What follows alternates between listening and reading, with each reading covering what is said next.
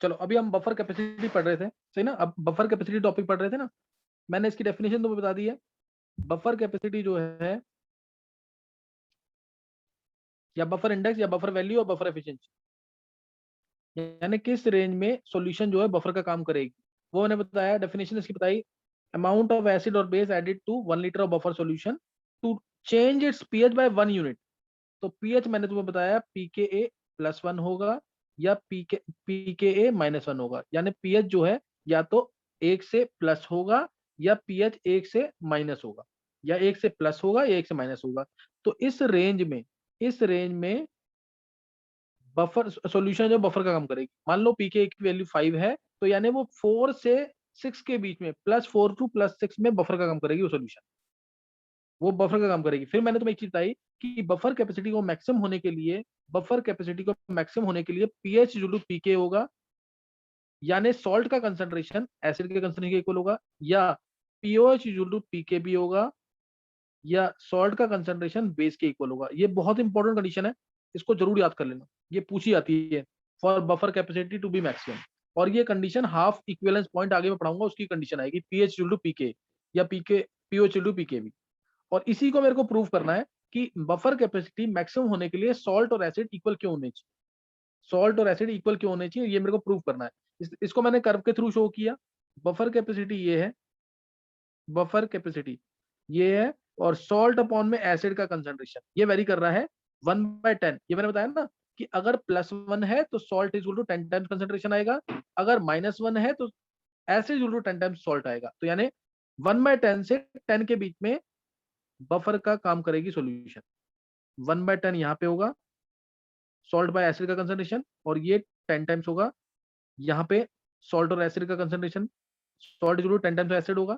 और इस पॉइंट पे बफर कैपेसिटी मैक्सिमम होगी, और यहाँ पे सॉल्ट का कंसंट्रेशन एसिड के कंसंट्रेशन के इक्वल होगा, ये प्रूव करना है। सॉल्ट का कंसंट्रेशन एसिड के कंसंट्रेशन के इक्वल होगा, ये बता चुका हूँ पिछले लेक्चर में। गर्व, क्या सर? ये पिछले लेक्चर में बता चुका हूँ सारा, सही है? हाँ सर। चलो अब ये इसी के आगे, अब मेरे को प्रूव करना है pH is equal to pK plus log of salt upon acid होता है। मेरे को सॉल्ट और एसिड का कंसंट्रेशन इक्वल प्रूव करना है। मैं यहाँ पे दो वेरिएबल है सॉल्ट और एसिड, इसलिए मैं S+A को मान रहा हूँ Z। तो यहाँ पे आ गया salt is equal to Z-E, ये मैं पुट कर रहा हूँ ऊपर।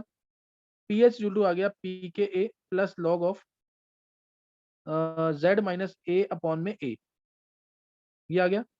अब इसको डिफरेंशिएट कर रहे हैं dpH बाय, वेरिएबल है हमारा DA एसिड का concentration, dpH by DA, pK का डिफरेंशिएशन 0 होगा क्योंकि कांस्टेंट है। तो ये आ जाएगा 1 अपॉन दिस वैल्यू, यानी A अपॉन में Z-A, A अपॉन में Z-A। फिर इसका डिफरेंशिएशन करेंगे Z-A अपॉन में A का। Z-A अपॉन में A को मैं ये भी लिख सकता हूँ Z/A-1, Z/A-1 का डिफरेंशिएशन करेंगे तो ये आएगा -Z/A²। एक बार चेक कर लेंगे वन, और 1 का डिफरेंशिएशन 0 होगा, 1 का डिफरेंशिएशन क्या होगा, 0। एक बार चेक करना, यही आएगा ना? ये यस A सर। से A कैंसिल। एक बार चेक करना, गलती सर ये होगी तो बाहर प्रूव नहीं ए हो पाएगा डिवाइड ये। बाय जेड माइनस ए कैसे आया? बाहर सर ब्रैकेट के बाहर। Z-A/A कैसे? Sir A log by of Z X क्या माइनस होता जेड। है, ये log x का डिफरेंशिएशन क्या होगा अगर 1/x होता है ना, यस सर। वही लिखा है ना, उल्टा कर दिया है। Okay sir. फिर आगे इसका डिफरेंशिएशन यही है ना, डिफरेंशिएशन ऐसे ही करते हैं ना यस सर। अगर। हाँ तो डीपीएच बाय, अब मैं यहाँ निकाल रहा हूँ dpH by dA, dpH by dA निकाला तो ये यहाँ पे सॉल्व करने पर आ गया। इसका उल्टा कर देते हैं, डीए बाय डीपीएच। मैं डीए बाय डीपीएच क्यों कर रहा हूँ उसको कर बता, इसका उल्टा क्यों कर रहा हूँ मैं? सर बफर कैपेसिटी बन जाएगी फिर वो D A by D P हाँ, एच। फॉर्मूला बन जाएगा बफर कैपेसिटी का, और उसको मैं मान रहा हूँ वाई, इसको वाई मान रहा हूँ ताकि मैं इसको, मेरे को दोबारा दोबारा लिखना ना पड़े। तो ये आ गया यहाँ से, ये उसको उल्टा करेंगे तो ये आ जाएगा जेड Z/A-A²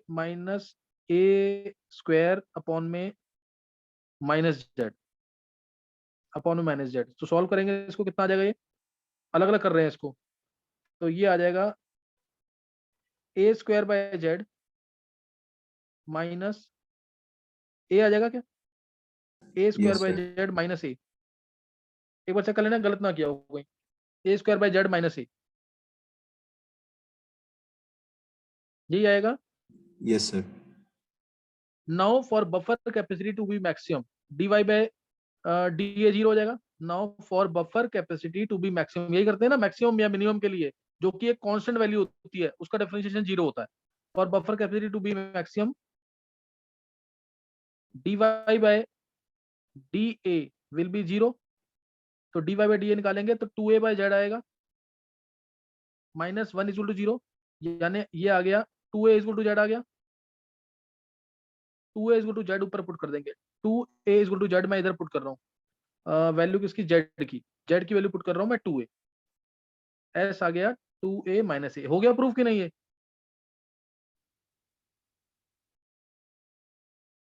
यस सर। गर्व, तो यही मैंने बताया था, इसी चीज को मैंने कहा डायरेक्ट याद कर लो, कोई कोई डेरिवेशन नहीं पूछने वाला इसकी। डेरिवेशन मैंने बता दी है कि सॉल्ट और एसिड का कंसंट्रेशन इक्वल होगा तो बफर कैपेसिटी मैक्सिमम होगी। लेक्चर्स में है कि नहीं ये? यस सर है। हाँ, तो फिर ये प्रूफ कर रखा है उसमें, उससे भी कर सकते हो, नहीं तो मैंने ये दोबारा प्रूफ कर दिया यहाँ पे लेक्चर्स में। ये कोई प्रूफ करने का पूछेगा नहीं, लेकिन बस बता दिया है कि for buffer capacity to be maximum, salt should be equal to concentration of acid, या पीएच टू पीके, या पीएच टू पीके एक ही बात है।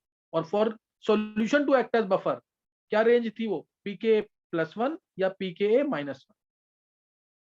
तो ये यहाँ पे प्रूव हो गया पूरा, सही ना, इसमें कोई डाउट नहीं होना चाहिए। एक अच्छा बफर होने के लिए बफर कैपेसिटी होनी चाहिए ज्यादा, जितना ज्यादा बफर कैपेसिटी होगी इसका मतलब वो सॉल्यूशन जो है एसिड या बेस डालने को मैक्सिमम रेजिस्ट कर सकती है। एसिड या बेस हम डालेंगे तो उसको मैक्सिमम रेजिस्टेंस प्रोवाइड करेगी।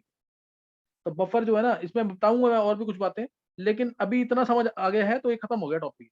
Buffer capacity, buffer index, buffer value, buffer efficiency, buffer action और इसकी एग्जांपल्स मिल ली, वो सब खत्म हो गया है। अब जो मेरे को मेन टॉपिक करवाना है ना इसके अंदर, सबको पता है इंडिकेटर्स और टाइट्रेशन कर्व्स, बहुत इंपॉर्टेंट टॉपिक है, समझने वाला है। क्या किसी ने पढ़ा है अभी तक वो? सर मैंने शुरू का पढ़ दी, शुरू के 1-2 लेक्चर्स। हाँ, तो उसको बहुत ध्यान से पढ़ना अनीश। अच्छा अनीश, कल तेरी क्या, कल छुट्टी है कि नहीं, कल 2:30 बजे? सर छुट्टी है। चल कल मैं फिर 2:30 पे यही रखूंगा आइनिक, सही है? Yes sir.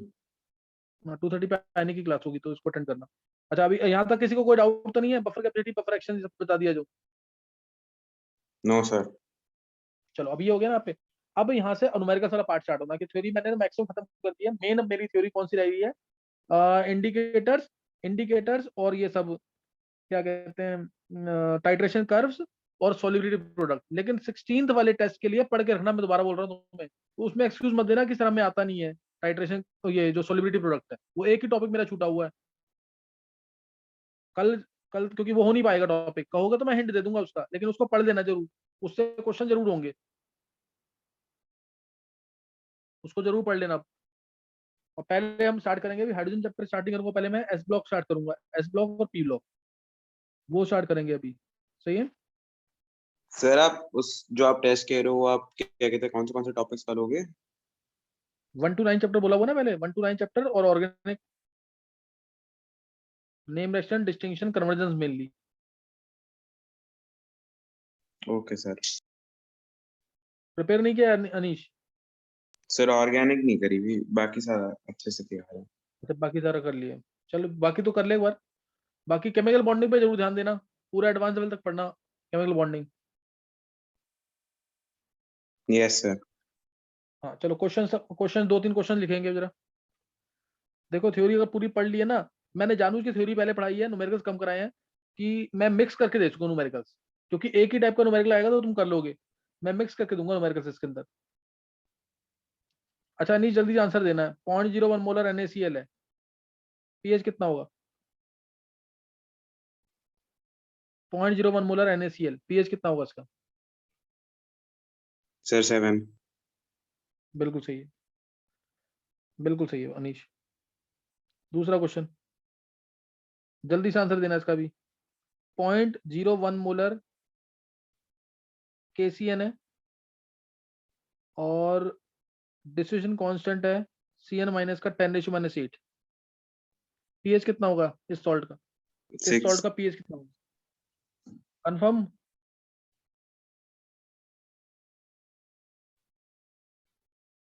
तो 9 से 6 नहीं होगा, वेट।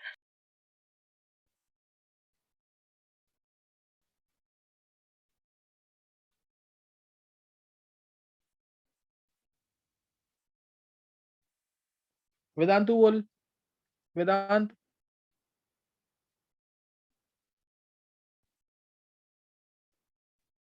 अरे अखिलेश, पॉइंट NaCl है ना, NaCl strong acid strong base, concentration देखने की जरूरत ही नहीं है, NaOH और HCl से बना है ना अखिलेश। अखिलेश, अखिलेश तू इंटरेस्ट लेता है, मेरे को बहुत अच्छा लगता है, लेकिन तू सुनाने का काम कर ले जरूर, तेरे को मैंने बहुत बार बोल दिया ये।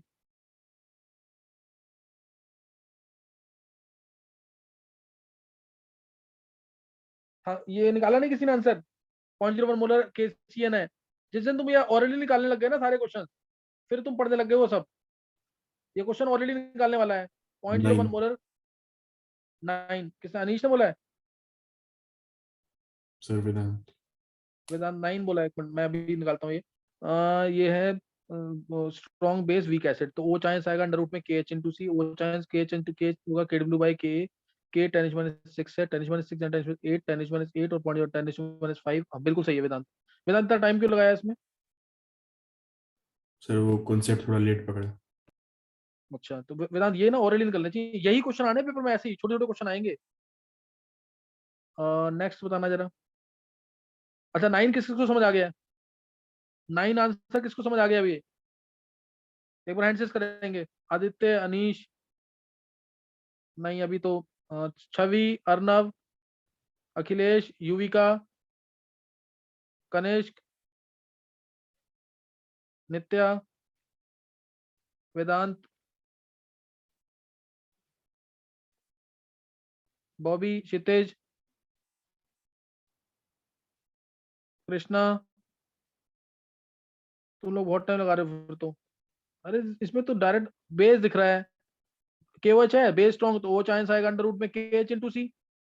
KH होता है KW बाई के, पहले तो उसको कन्वर्ट करेंगे जरूर, डिस्ट्रीब्यूशन कांस्टेंट में HCN का चाहिए, वो 10⁻6 हो जाएगा। KH होगा KW बाई के KW 10⁻14 है, K 10⁻6 हो गया, 10⁻8 इंटू सी 0.01 है, तो 10⁻10 कितना आ गया, 10⁻10 आ गया, 10 आ गया, तो ओ चांस 10⁻5 हो जाएंगे, और POH 5 PH 9। अब ऐसे ही इसका बताओ जल्दी से आंसर। 0.1 मोलर, 0.1 मोलर ले लेते हैं इसके अंदर से, चलो ये ले लो PH4Br, PH4Br, और के दे रखा है, डिस्ट्रीब्यूशन कांस्टेंट दे रखा है PH4 प्लस का 10H-9। पीएच बोलो इसका क्या हुआ?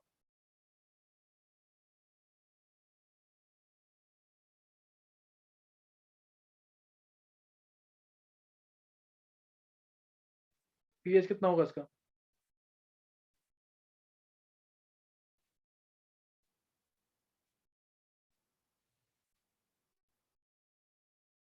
थ्री। 3 किसने बोला है? सर अनीश। अनीश का 3 आंसर है। चलो अनीश जल्दी निकाला, लेकिन सही है गलत है, मेरे को डाउट लग रहा है गलत है। और किसी को बोलना आंसर? चलो देखो फिर इधर, ये देखो स्ट्रॉन्ग एसिड है इसमें, HBr स्ट्रॉन्ग एसिड है, वीक बेस PH4OH है, तो सीधा H आएगा अंडर रूट में KH इंटू सी। HCH आएगा पहले, HCH आएगा, CH को लिख देंगे अंडर रूट में KH इंटू सी, अंडर रूट में KH इंटू सी। KH होगा KW बाय KA, पहले तो इसको मैं कन्वर्ट कर दूंगा, PH4OH कर दूंगा, तो ये 10H-5 हो जाएगा। KH होगा KW by KB, KW 10H-14 by KB 10H-5 10H-9 10H-9.1 10H-5 आएगा H, तो PH आएगा 5। अनीश गलत आया तेरा, नहीं क्लियर हो रहा किसी को? वेदांत, ये सर आगे। अच्छा एक बार हैंड शेक करेंगे जिसको समझ आ रहे हैं क्वेश्चन। ये ऐसे ऑलरेडी निकालो क्वेश्चन, तब जाके मैं जो मेरे कराने हैं मेरे को आगे, तब समझ आएंगे ढंग से। वेदांत, आदित्य, नित्या, कनिष्क, गर्भ, बॉबी, अर्नव, युविका, कृष्णा, मयंक, साक्षी, अनीश, छवि, शिखा, अखिलेश, सिद्धि, ये ऑलरेडी निकालो क्वेश्चंस, तुम्हें खुद मजा आएगा आयनिक करने में। आगे टाइट्रेशन करो तभी समझ आएंगे, नहीं तो कुछ समझ नहीं आने वाला टाइट्रेशन कर उसमें। चलो नेक्स्ट अब देखना, नेक्स्ट एक और, चलो ये देख लो, ये ले लेते हैं से 0.1 मोलर। मैं कैलकुलेशन जानबूझ के इजी दे रहा हूँ ताकि तुमसे हो जाए क्वेश्चन। 0.1 मोलर K2S है, 0.1 मोलर K2S है, K1 and K2 of H2S are 10⁻⁵ and 10⁻8। तो पीएच क्या होगा? कंसंट्रेशन नहीं पूछ रहा, सीधा पीएच निकालना है। आंसर बोलो।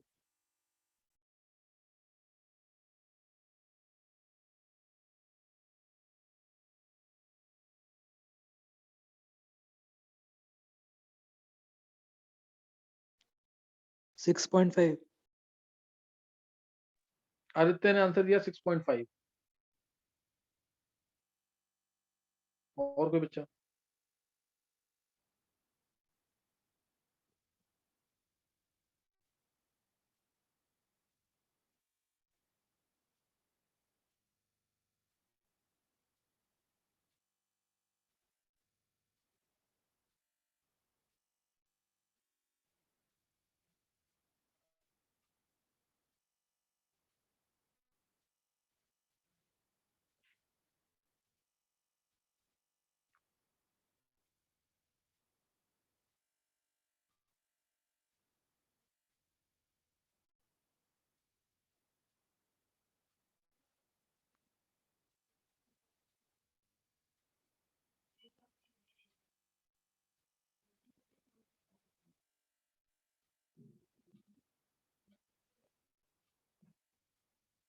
वेदांत, अनीश, सर 10.5 आ रहा है मेरा।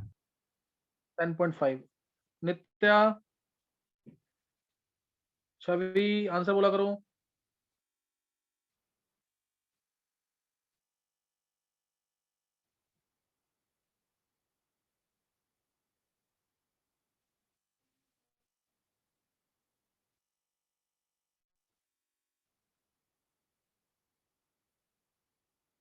देखो सर, 10.5 निकाला वेदांत ने।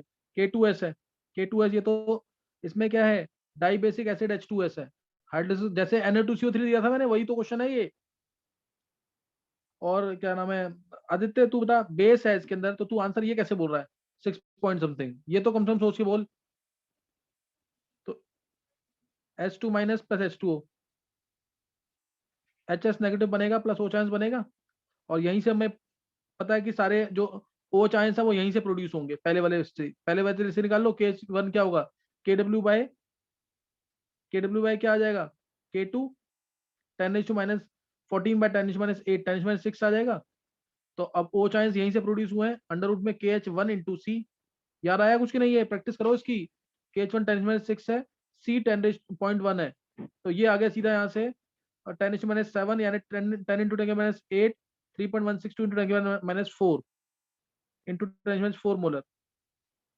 ये आ गया पीओच आ गया 4 माइनस लॉग 3.4 माइनस 0.5 3.5, तो 10 बहुत अच्छे वेदांत, पीएच आएगा 10.5। ये कराए नहीं है क्वेश्चंस के सारे? सेम क्वेश्चन था वेदांत से, सेम क्वेश्चन था कि नहीं? यस सर कराएंगे। सर मेरा 10.55 सेम आया था। क्वेश्चन। हाँ सर मेरा 10.55 आया था।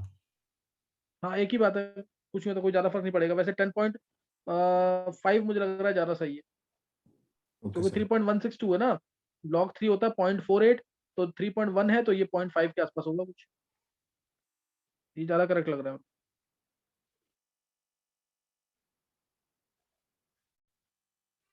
ये तुम लगा प्रैक्टिस नहीं करोगे ना इनकी, तो फिर फायदा नहीं है न्यूमेरिकल्स कराने का।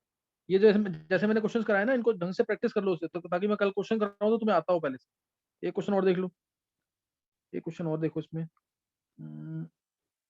चलो ये एनिलीन ले लेते हैं, या फिर सोडियम फिनेट लिया से, ये है 100 ml 0.1 मोलर, और इसमें मैंने डाल दिया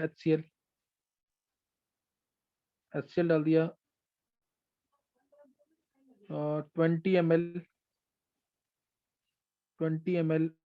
0.2 मोलर, तो बताओ पीएच क्या होगा, पीएच क्या होगा। और डिस्ट्रीब्यूशन कांस्टेंट दे रखा है फिनेट आयन का, अगर इसकी जरूरत पड़ती है तो डिस्ट्रीब्यूशन कांस्टेंट इसका से 10⁻8, पीएच कितना होगा इसका, जल्दी से बोलो आंसर इसका।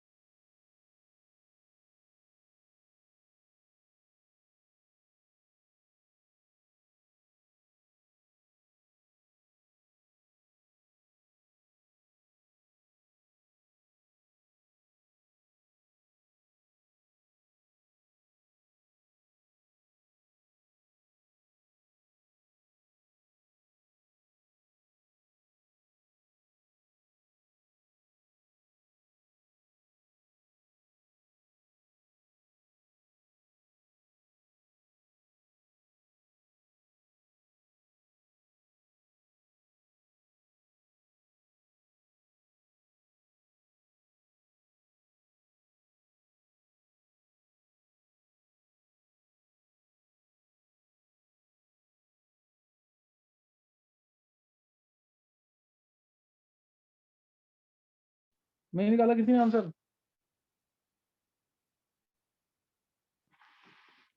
अनीश 8.18 कितना है गर्व, सर, वेदांत 8.18। 8.18, एक मिनट, अच्छा देखते हैं। और किसी ने निकाला आंसर वेदांत के अलावा?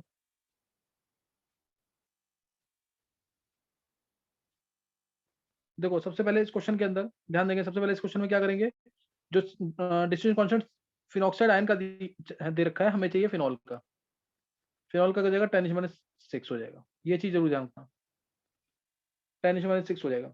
अब रिएक्शन होगी इन दोनों की, CCH5ONA प्लस HCl, मोल्स निकाल लो या मिली मोल्स निकाल लो, मिली करंट से करोगे तो इजी रहेगा थोड़ा सा।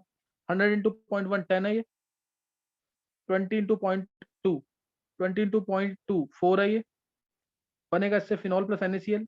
NaCl न्यूट्रल होता है, कोई मतलब नहीं है उससे। अब ये 0 हो गया, ये 6, ये 4, टोटल वॉल्यूम है 100 इसका, 20 इसका, 120 ये आ गया। अब ये बना सोडियम फिनॉक्साइड, ये वीक एसिड और उसका कंजुगेट बेस, तो यानी बफर बन गया, तो और एसिडिक बफर बना ये, तो पीएच होगा pKa लेंगे हम 6, ये निकाला मैंने, pH 6 plus log of salt आएगा 6/120 और ये 4/120, 120 कैंसिल हो जाएगा, 120 दोनों क्या हो जाएंगे, कैंसिल हो जाएंगे, तो 6/4 आ जाएगा, 3/2 आ जाएगा, तो log 3.48 log 4 log 2.3, तो 0.18 6.18 आएगा आंसर। वेदांत देखें एक बार,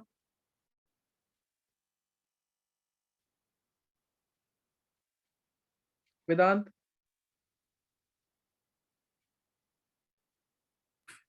yes sir.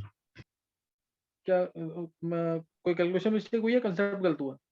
Sir calculation mistake होगी। नहीं वेदांत, ये नहीं होना चाहिए बिल्कुल भी, ये वाली चीज, क्योंकि क्वेश्चन इजी था ना, ये वाले क्वेश्चन मैं तेरे से तो एक्सपेक्ट करूंगा तू ये मन में कर दे क्वेश्चन। अच्छा, और किसी ने और किसी का सही हुआ ये, और किसी का सही हुआ ये, यूवी का बोलते क्यों नहीं हो फिर, यूवी का? Yes sir. आंसर बोला करो ना, आंसर नहीं बोलोगे तो फिर कॉन्फिडेंस कभी नहीं मिलेगा ऐसे। चलो अब कल का दिन जो है ना, कल न्यूमेरिकल्स में कराऊंगा इसके 2:30 पे, मतलब ये लगा लेना कि सबसे कल सबकी छुट्टी है क्या वैसे, क्लास क्या पहले रख सकते हैं कि नहीं? No sir. चलो कुछ नहीं होता, कल कल मतलब 2:30 पे ना सबसे इंपॉर्टेंट क्लास होगी। जैसे अभी मैंने एक हिंट दे दिया ना तुम्हें, एक मिक्सचर करवा दिया मैंने सारे न्यूमेरिकल्स का, मैंने बफर भी दे दिया इसके अंदर, सॉल्ट हाइड्रोलिसिस भी दे दिया, और मतलब इससे ज्यादा मिक्सचर होगा कल। मतलब कल की क्लास बहुत इंपॉर्टेंट है। अगर तुमने आयनिक नहीं पढ़ा, चाहे वो बफर सॉल्यूशन है, सॉल्ट हाइड्रोलिसिस है, स्ट्रॉन्ग एसिड स्ट्रॉन्ग बेस है, वीक एसिड वीक बेस है, सारे टॉपिक्स पढ़ लेना कल। कल पूरे का मिक्सचर होगा सारा, तो कल की क्लास सबसे इंपॉर्टेंट होगी, न्यूमेरिकल्स ही होंगे सिर्फ कल। और ये करने के बाद आगे जो है टॉपिक टाइट्रेशन कर्व्स, वो तभी समझ आएगा, इंडिकेटर्स या टाइट्रेशन कर्व्स, और वो पढ़ के रखना है तुम्हें ढंग से। तुम किसी से पूछोगे ना, किसी बच्चे से जिसको आयनिक बहुत अच्छे तरीके से आता होगा, तो वो यही कहेगा कि टाइट्रेशन कर्व्स और इंडिकेटर्स में थोड़ी दिक्कत। तो उसको करने के लिए कल की क्लास बहुत इंपॉर्टेंट है, कल की क्लास से क्वेश्चन काफी आते हैं, जैसे मैंने आज क्वेश्चन पूछे ना, मैं ऐसे ही कल क्वेश्चन पूछूंगा, तो इसे जरूर पढ़ के रखना, आयनिक चैप्टर बहुत इंपॉर्टेंट है, उसको ढंग से कर लेना जरूर। चलो कल करेंगे आगे, okay thanks. Thank you sir.